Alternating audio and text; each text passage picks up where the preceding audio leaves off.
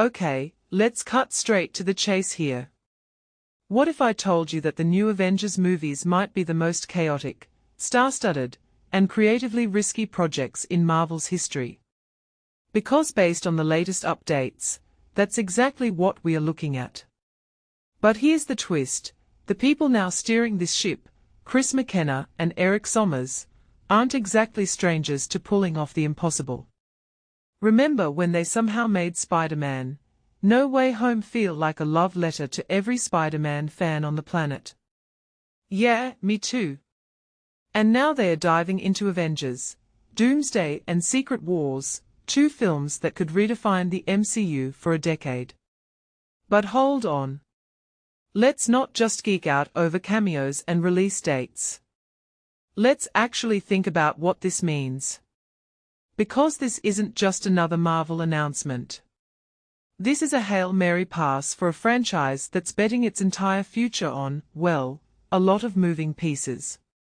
First off, let's unpack why McKenna and Sommers being on board matters.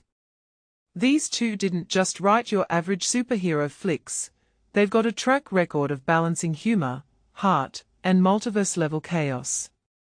Their Spider-Man trilogy with Tom Holland didn't just work, it resonated. Why? Because they understood that even in a world of aliens and wizards, the human stuff, the guilt, the responsibility, the messiness, is what sticks. But here's the question I can't stop circling. Can that same approach even survive in an Avengers movie where half the cast is probably busy filming another Marvel project? Because let's be real, Doomsday and Secret Wars aren't just team-ups. They are full-blown cinematic mosh pits. Let's talk about the elephant in the room. Joe and Anthony Russo are back. The directors who gave us Infinity War and Endgame, films that, for all their flaws, still crushed box offices and broke the internet. But here's the catch: the MCU isn't the same beast it was in 2018. We've got the X-Men, the Fantastic Four, a multiverse so convoluted it's basically a choose-your-own-adventure book. And now they are throwing Doctor Doom into the mix as the big bad. What many people don't realize is that the Russos thrived in simplicity. Thanos worked because he was a singular, emotional threat. But Doom? The X-Men? This isn't a fight for the universe, it's a negotiation between corporate empires. So how does a writer even begin to untangle that? Well, if you're McKenna and Sommers, you probably lean into the chaos. Their Ant-Man scripts were basically heist comedies wrapped in quantum physics. So maybe the plan is to treat Doomsday like a cosmic sitcom. Honestly, at this point, that might be Marvel's best bet. But wait, let's zoom out.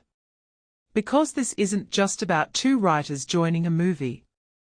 This is about Marvel's entire strategy shifting. Stephen McFeely, the Russos' go-to scribe for the Infinity Saga, is still involved. Michael Waldron, the Loki and Multiverse of Madness guy, has also left his mark. This isn't a writer's room, it's a Marvel all-star roster. And that's concerning. Or exciting. I can't decide. On one hand, having too many cooks has burned Marvel before. Remember the Captain America, New World Order reshoots. But on the other, some of the best Marvel moments came from unlikely collaborations. The airport scene in Civil War. That was a team effort. So maybe this writers' committee approach is the only way to herd all these cats into one script. Still, if you're a fan of auteur-driven storytelling, this probably feels like Marvel is playing 4D chess with a Jenga tower. And then there's the timeline. Doomsday drops in 2026. Secret Wars follows a year later. But here's a detail I find fascinating: the script isn't done yet. They haven't even started shooting Secret Wars.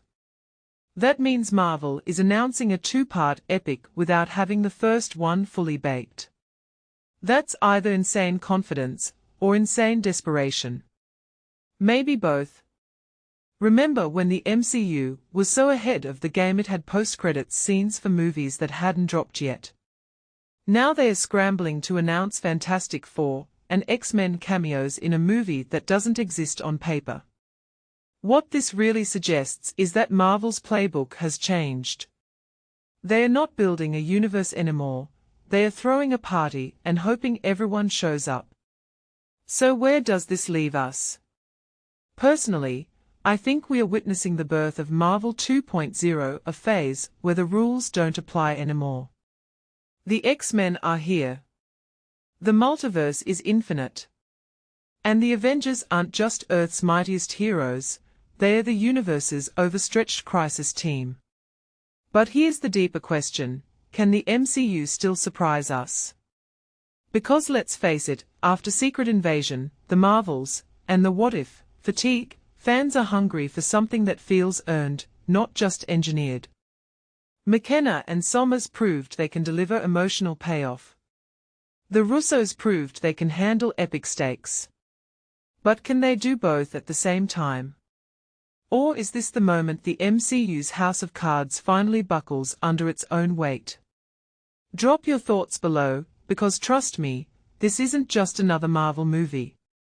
It's the studio betting its legacy on one giant, messy, glorious gamble.